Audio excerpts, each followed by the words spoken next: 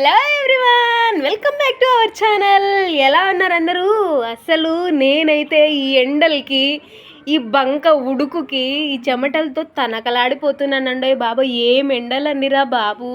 అసలు అసలు మనిషి అనేవాడు ఎందుకు పుట్టాలి? తినడం ఎందుకు తినాలి? ఎండల్లో ఎందుకు చావాలో అర్థం కాదు. తింటున్నా చెమటలు కారుతాయి, తాగుతున్నా చెమటలు కారుతున్నాయి.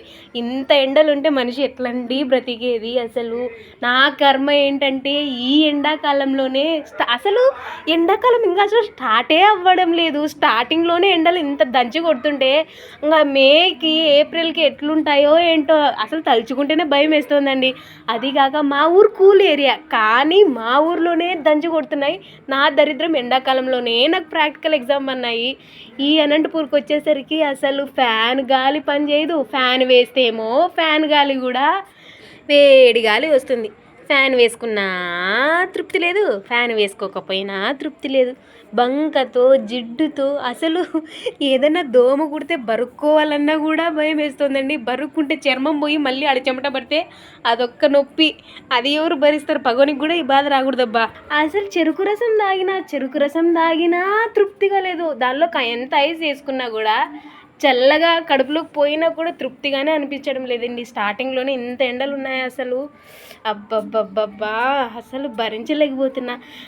అనంతపురికి అయితే వచ్చేసాను. ఫస్ట్ డే క్లాస్ ముగించేసేసుకొని ఈవినింగ్ మా అత్తమ్మల ఇంటికి వచ్చేసాను. ఫ్రిడ్జ్లో వాటర్ మిలన్ ఉంది, తీసుకోమదు అని చెప్పేసింది. మనం ఉంటామా? ఆగ మేఘాల మీద పోయి తీసేసుకొని పక్కన పెట్టేసుకొని చూసారు కదా ఇట్లా కట్ చేసుకొని మరీ తింటున్నాను అనమాట.